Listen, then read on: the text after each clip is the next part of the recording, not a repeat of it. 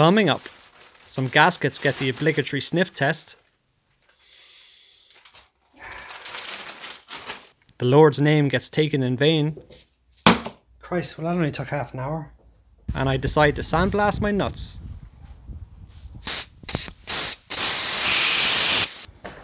What's up guys, so we're going to start the episode this week in my kitchen, as you can see. Reason being is because I've got both of my valve covers here on my kitchen countertop, and the reason for that is I need to bake them.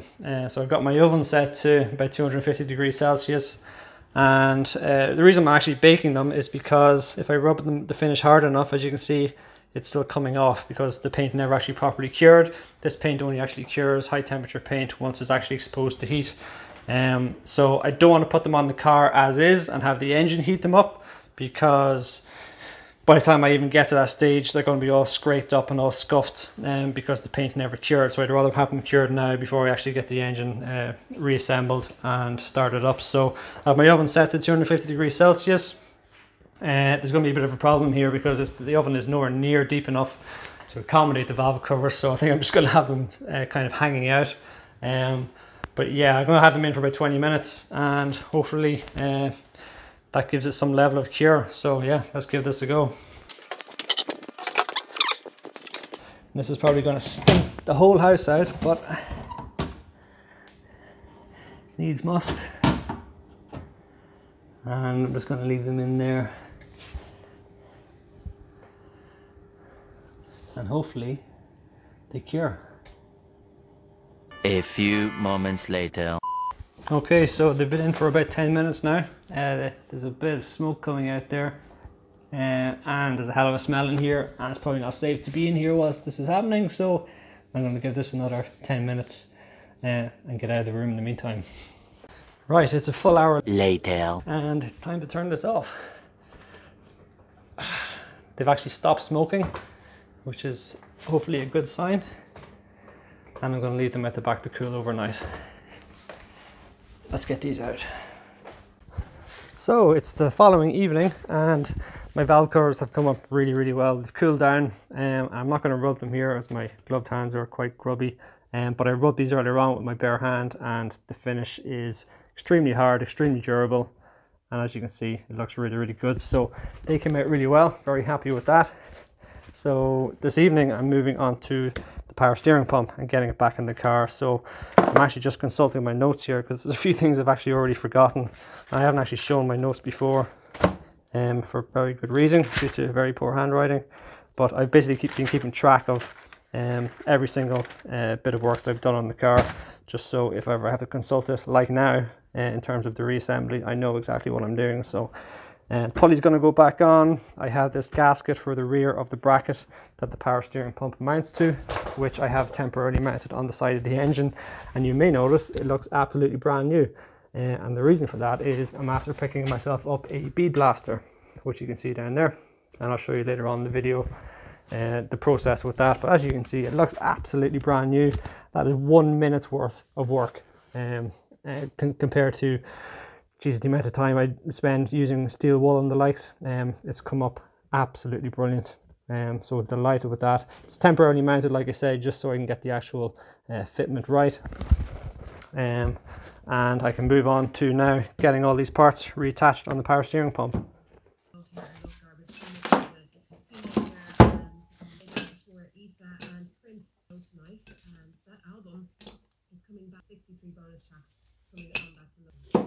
Hey, which way did it go on?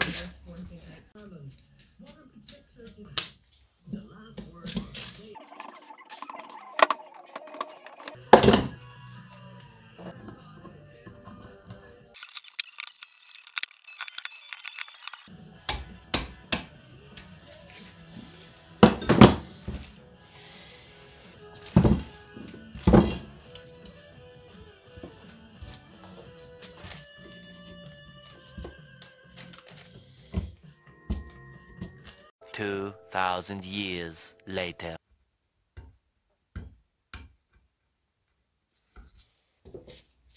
Christ, well that only took half an hour.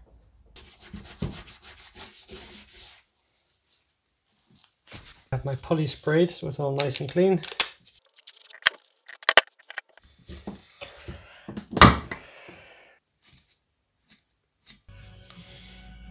Right,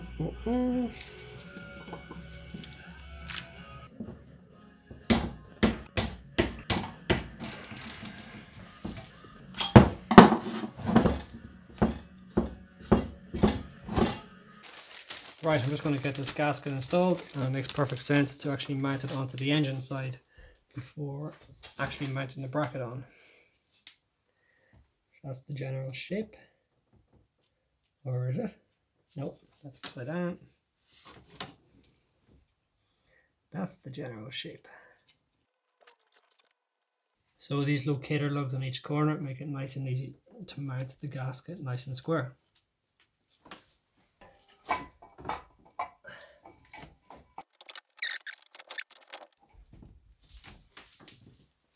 I'm just going to insert 2 bolts diagonally across. Actually, I'll do the top right one first, and then I'll do the bottom left one as well. Of course, the evening will not be complete without a bit of backtracking. I completely forgot that the lower crank position sensor, which is mounted in this mount here on the front of the engine, for this to actually be installed, the power steering pump has to be out of the way, so I've had to remove that again so I can slide this in. I remember what a nightmare it was getting this out, so it's not going to be easy getting it in again. And it just needs a bit of gentle encouragement so it can spin around to the correct location. Nearly there.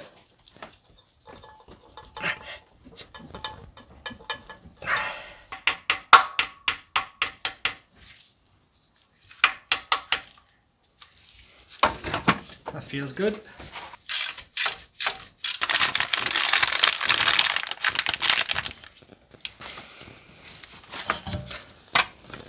Now the pump can go back in for the second time.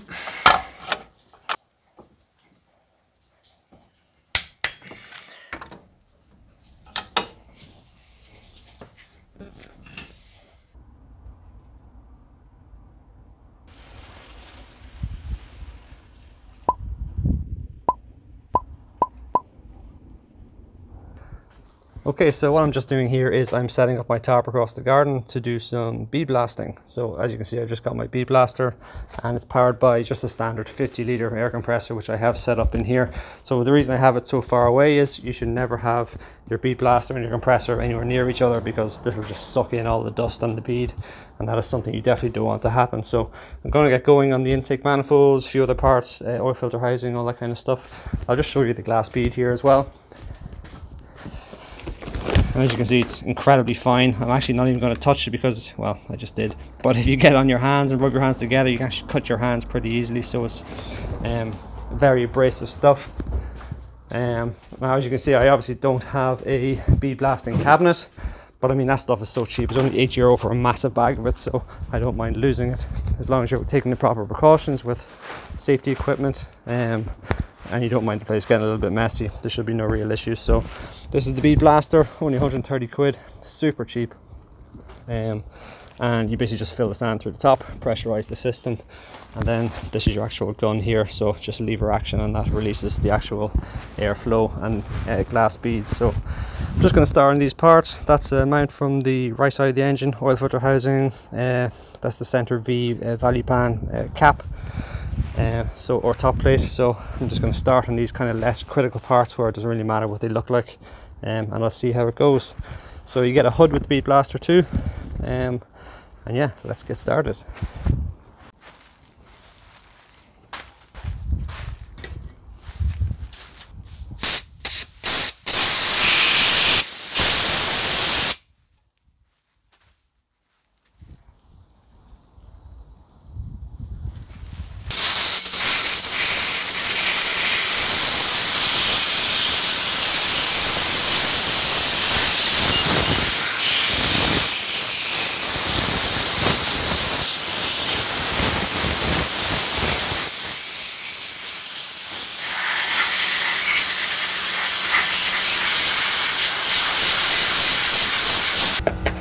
Supposedly it helps when there's actually glass bead in it.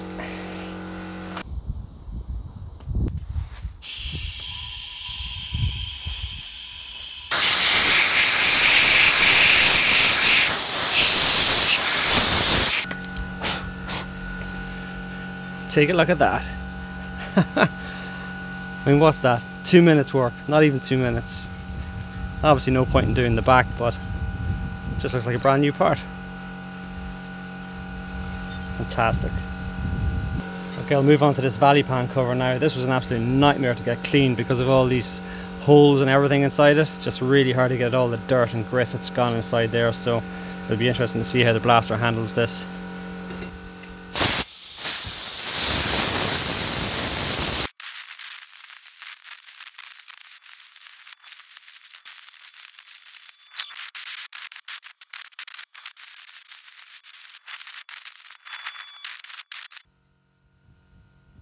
So, before, after. This is amazing. I mean, this thing just pays for itself in no time at all. How much is a new one of these? Probably 130, 140, 150 quid. Same price as the Bead blaster. There is still some crud and the likes inside some of these holes, but I'm not particularly bothered about that. I didn't hold the gun too long on the actual gasket surface because I didn't want to, you know, disrupt it in any kind of way or do any kind of damage, so yeah, very happy with that.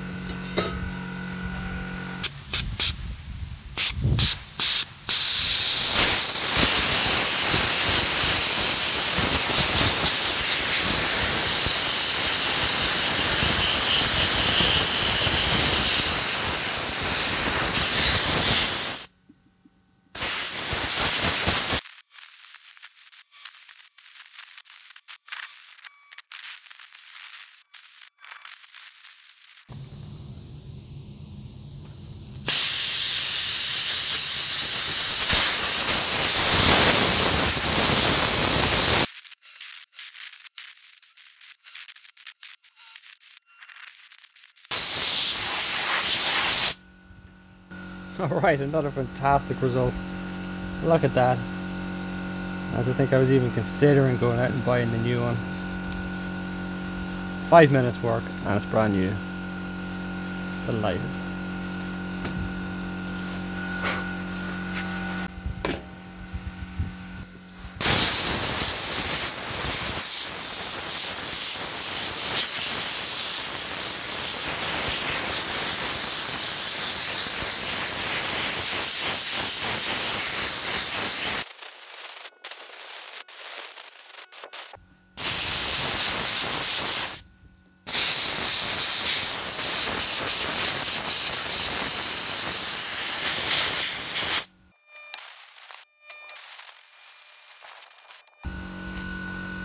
What?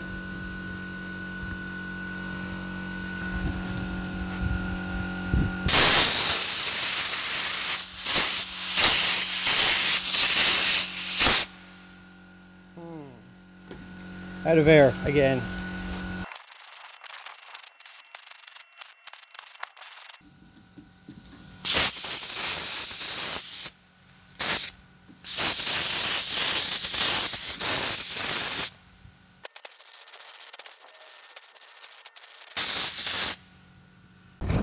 Okay, so there's sand everywhere as you can see, but I think it's safe to say that that blaster is damn effective. I've got all these parts done over here. They all look brand new. And I'm just going to move on to the intakes now. So these are the main reason I actually bought the blaster, is to get as good a finish as I possibly can without having to resort to powder coating or anything like that. So I reckon just the Bead blasting alone should be enough. Yeah, so it'll be great to see what these come out like. As you can see, there's a lot of pitting and discoloration on them. So yeah, let's get started.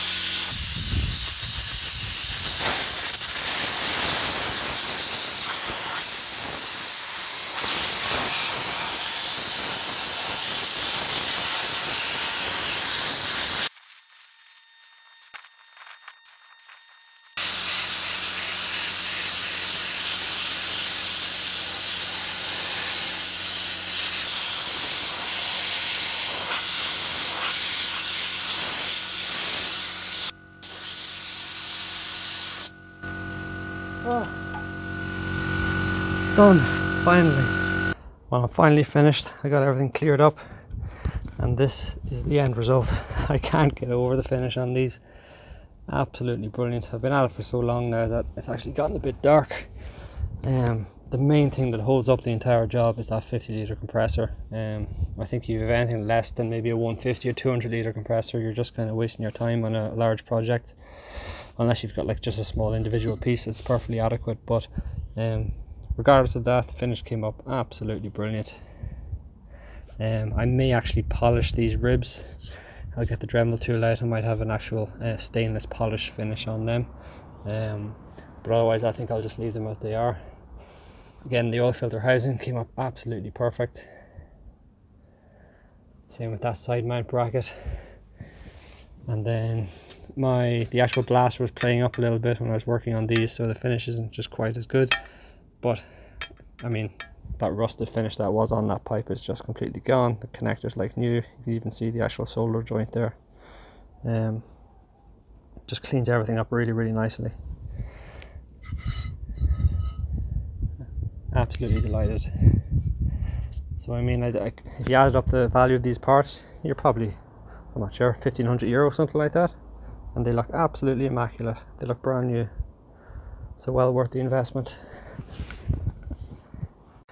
Right, so now that I have all these parts bead blasted, as I said earlier on, the surface here, the mating surface where the gasket sits, is nice and clean. I can actually move on to getting it reinstalled back inside the engine. So I've just been spending about the last 45 minutes or so making sure everything here is nice and clean. So this entire mating surface here is, whilst it looks like it's dirty, it's completely smooth to the touch. Any of that grease, it's actually not grease, it's actually embedded in the very surface of the metal. Using a plastic scraper, it just does not come off, so it's completely smooth.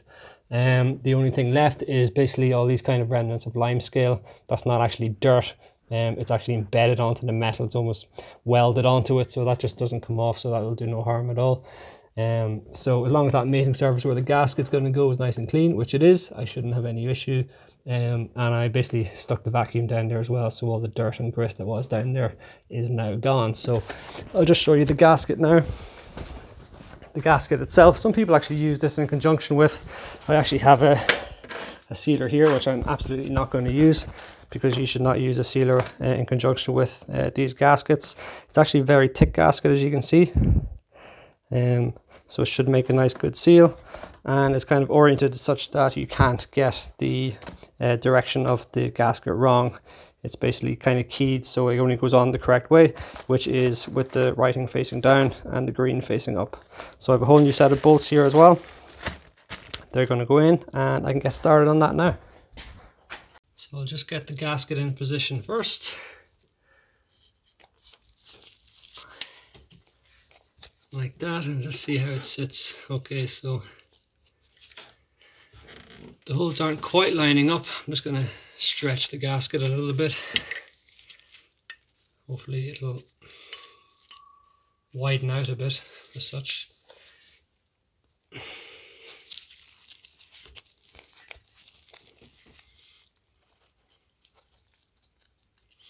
Okay, that's a bit better. That's a lot better actually.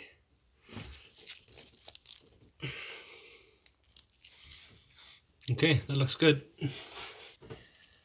And this is my lid, or my pan. So I fully cleaned and scrubbed this, so there's absolutely no glass bead on this. It was actually soaking, and I scrubbed it, rinsed it, scrubbed it, rinsed it. So there's actually no glass bead residue on this item at all. And interestingly, I was just looking up, I always wondered what this was, and I actually just came across it by chance on Real OEM. Supposedly, if you opted for the engine heater, which is, you know, the preheater if you live in a cold climate, that element actually enters through here and actually sits inside the valley pan here, and that actually heats up the coolant, and that's where that goes. So presumably there will be a cutout here on the respective part. So let me get this in.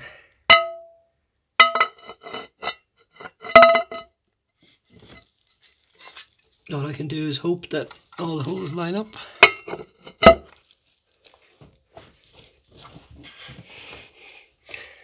How does that look?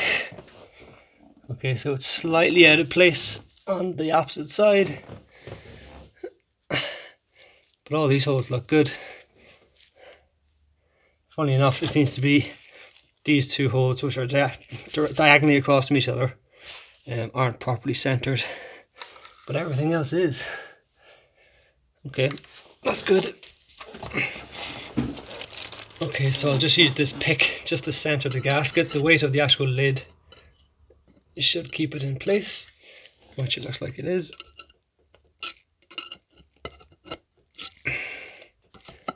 The lid actually wants to move a little bit. There shouldn't be too much to worry about. So I've got my 12 new bolts, and I'm actually just going to put a bolt into each one of those holes first, because that gasket just wants to move every time.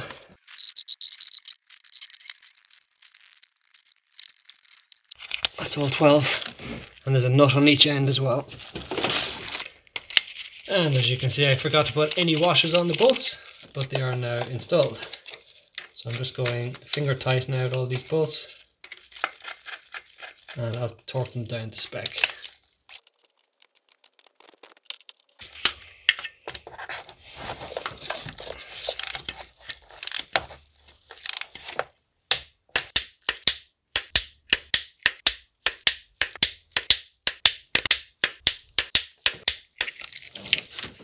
Alright, job done. Right, so before I get the valve covers back on, it makes sense to do the spark plugs, because the spark plugs are, well, they're relatively accessible at the front of the engine, but very inaccessible at the back. So just before I put the covers back on and start scraping them up and everything else in the vicinity, I might as well do them now. This is the actual spark plug removal tool that actually is included in the actual E31 toolkit. It's an extendable one, and it's got the rubber insert as well for grabbing the actual spark plug. So let's stick it in and get these plugs out.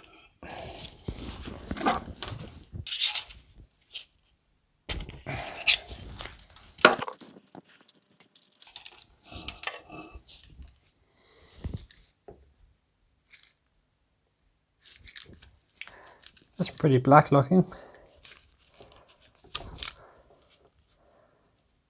And they're NGKs.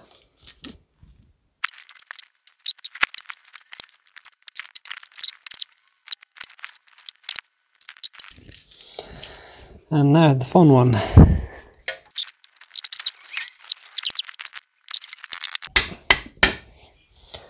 Nope. Alright, time to bring out the big guns. This should surely do it. There we go. And the last one.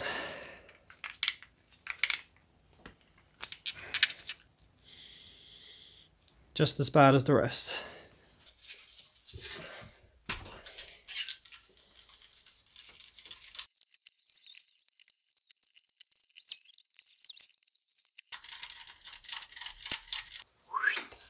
Number 12. Okay, so I just thought I'd show you the spark plugs I'm going to be using before I put them in. So as you can see, these are original BMW plugs, and that doesn't necessarily mean that they're the correct plugs. And the reason for that is there's a lot of arguments online as to what the correct plug to use on the E31 is, especially on the V12. Reason being is the original plug was a Bosch plug, but Bosch no longer make it to that same spec, and the actual that plug, that part number that was available in the E31 is no longer made. So the resistance of the original plug was 1k ohm, and these are now 3k ohm. So this variety is actually the FGR 70QP. So this is what BMW specs now for basically all their engines, the E31 V12 inclusive. So it's the newer 4 electrode variety. The original one was a single electrode. And the resistance and the performance of the plug is based in mind with the ignition lead that you're using. So I'm not actually going to be using the factory ignition leads. So frankly, I'm just going to see how they get on. If they perform well, great. If they don't, I can just swap them out. It's no big deal. So just before I start getting a load of grief as to my choice of plug, I'm just going to see how I get on. There's a lot of guys using these. I understand there's a lot of guys using the NGKs. I can fully understand that. But I'm just going to go with these and see how I get on. So I'm going to install them there. Right, so I have cleaned out all these ports and I'm just going to insert these plugs one at a time. Obviously just going to start them off hand tight and then torque them down to spec. And the spec for these plugs in this block is 31 Newton meters plus or minus 1 essentially Newton meters. So that's hand tight.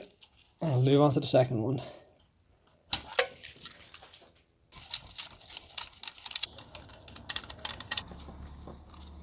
Okay, so moving on to number 5. And it's important to note that there is no grease or anti-seize used on these. They just go in bare straight into the block, or into the head as it were. And number 6. These are all going in nice and easy, which is a good sign. So that's one bank done. And last but definitely not least, number 12. Right, my only hope now is this actually reaches in far enough.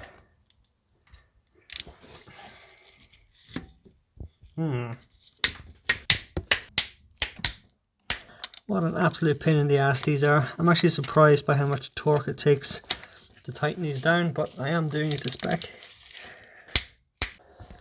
Yeah, so it's actually quite interesting reading online how people do spark plugs basically across the entire BMW range and on all their other cars as well. A lot of guys tend to go finger tight and then get a wrench and do like an eighth of a turn or quarter turn, and that's sufficient. Now it probably is, but just reading online and just by personal experience here and now, putting these plugs in, it seems absolutely critical that you have the correct torque spec. If you go too tight or if you go too loose, you're compromising where the spark is activating inside the cylinder, and you're going to disrupt potentially the actual combustion process. So the spec of these is 30 Newton meters, or 31 plus or minus 2 or 3. And the reason that's so important, and it actually seems like I'm almost over torquing them, is the reason it feels so hard and so tough is because you're actually crushing these crush washers. And it's very important that you do that to the exact amount, because again, that dictates the actual position of the spark plug inside the combustion chamber. So again, very important that you actually use the correct torque spec. And part of the reason I felt that I was actually over torquing it is because you are actually crushing these washers. I did a quick test. I took out one that I'd actually already installed, compared it to a new one, and it's very obvious that the one that was installed has actually crushed or compressed the washers. So yeah, it's very important that you use the correct torque spec.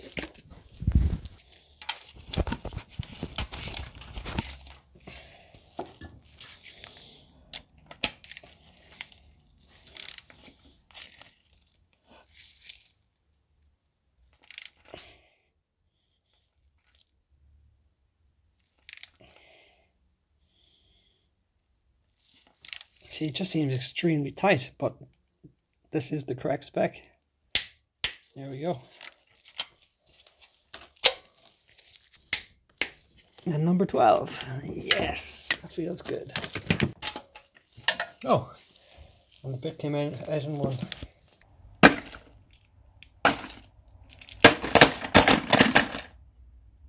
So just another quick shout out to JKC BMW in Northern Ireland, who have been supplying me with all of my OEM parts for this project at extremely reasonable prices. If the guys have the parts in stock, I have them pretty much the next working day, which is fantastic service. I've gone pretty much OEM with every single part on this project.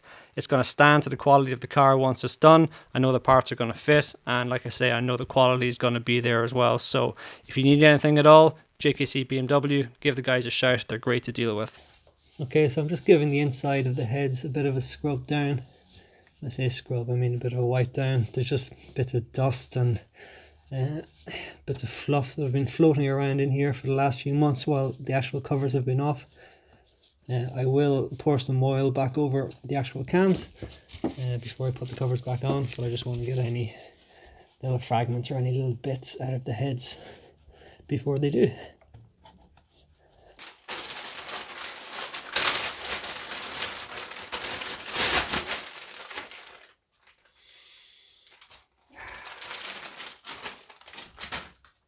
Okay, so fitting the valve cover gasket is actually a straightforward enough process. I just completed the other one, and I'm actually amazed by how easily this clips onto the cover. I was very worried that when I actually planted the cover onto the engine, the gasket would be falling off and it'd be crinkling and buckling up, but it's not the case at all. These actual bolt stud holes basically hold the gasket in place perfectly, and the gasket actually wraps around the outside of the valve cover itself and almost clips into place. You can actually feel it clip, and I don't think putting it back onto the engine is going to be the slightest issue.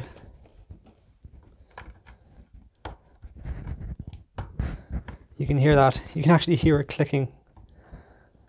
And I'm going to do a quick dry fit onto the actual top of the engine. Make sure everything is nicely seated. So it's actually important to make sure that the gasket fully wraps around the outside of the valve cover. That's basically where it should be sitting. And especially at the front, as you can see, there's a tendency for it to kind of slip underneath. And actually needs to be on top,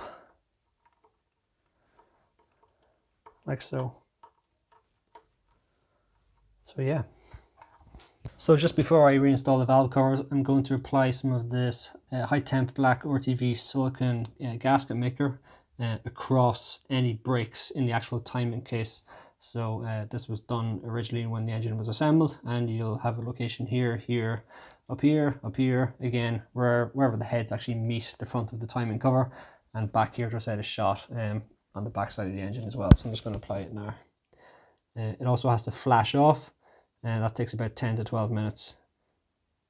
And this is a new nozzle, so it's going to take a bit of time to come out.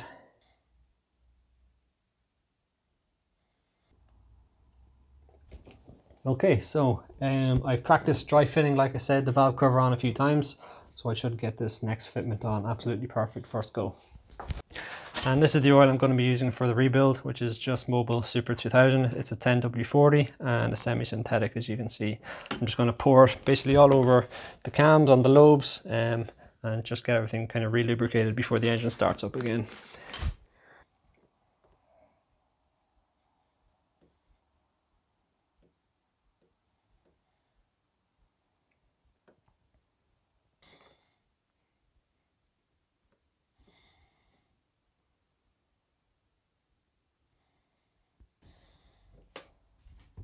Right, so everything's been oiled. The gasket maker's been flashed. Time to drop it on.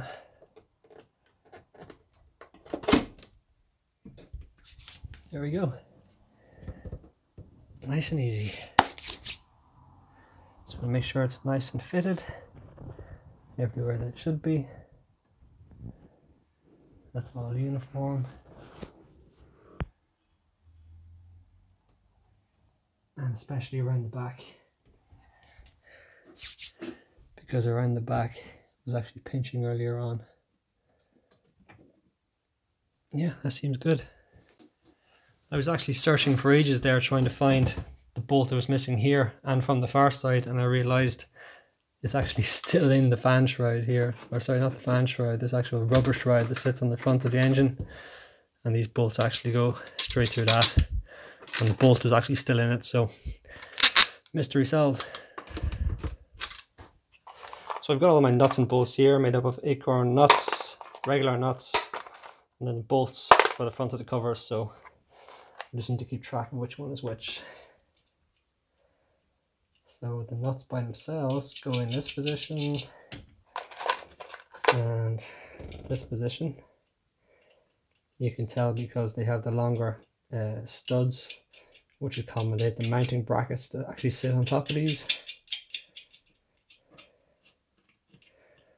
And we have a whole myriad of acorn nuts, and then the bolts go at the front.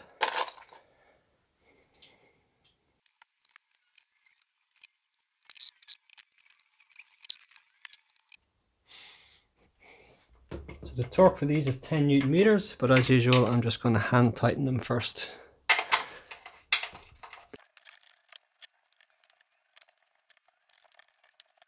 And I'm just tightening the shroud bolt in place purely so I can actually get my torque star pattern done correctly on the actual valve cover. and then once the actual sealer is fully set, I can take it off and do the other cover on the opposite side.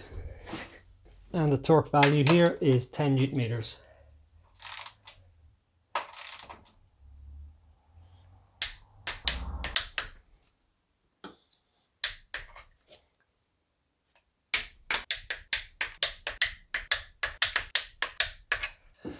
And now I'm just going to reinstall my coolant pipe on the back side of the engine.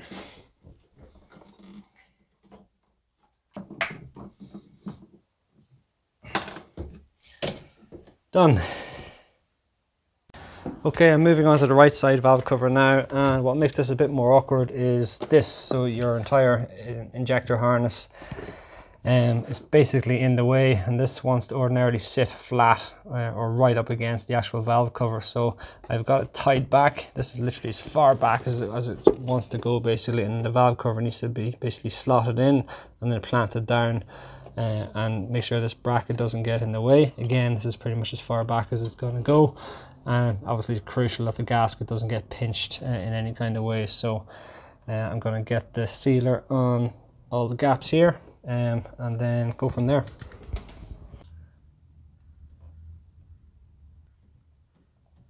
I'll pour on some oil.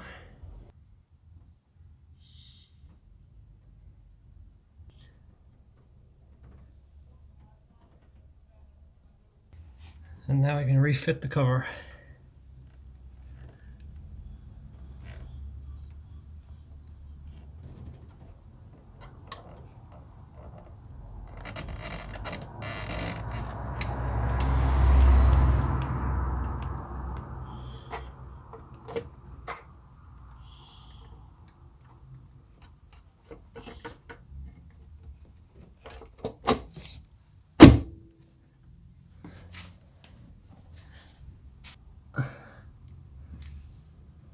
Just examining it along the length and on the front and on the back.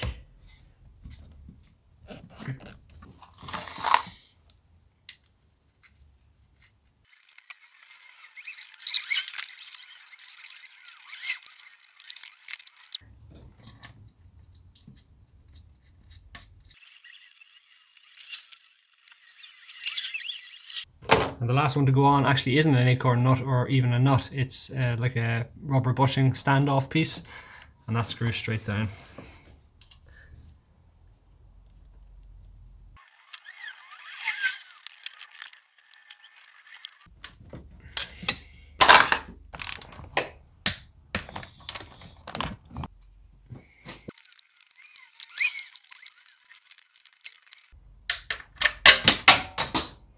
Oh, of course. Okay, with everything torqued down to spec, I can now focus on reinstalling these. These are the Pcv Seals. They basically just sit on the top of each valve cover and they should just press into place.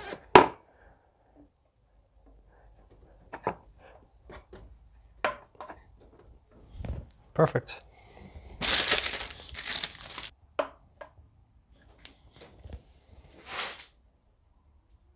Nice. Jesus, this is high up. Okay, so that pretty much marks the end of another episode. I didn't get quite as much done in that episode, as you could see, as I would have liked to have. There's only a few different tasks, I suppose, in the grand scheme of things that I actually got completed, but I really want to get this engine finished now in the next few weeks. It's going to start getting very cold here in Ireland now. We're talking mid-end September. So I really want to have the engine up and running before it starts getting very cold, and then I can start focusing more on suspension and the nicer bits. This entire interior can be done, the headliner, all the suspension, all that kind of stuff. So there's still quite a bit to be done engine wise. We're talking all the injectors need to be cleaned and or replaced, intakes need to go back on, AC system needs to be redone, all the pulleys, all the belts, all the cooling system, all that needs to be sorted out. So, but I want to get that done now, pretty much in the next, I'd say 3-4 weeks, and I'll have this thing finally up and running, fingers crossed. So thanks for sticking with me, and if you haven't subscribed, please do, and I'll see you all in the next episode.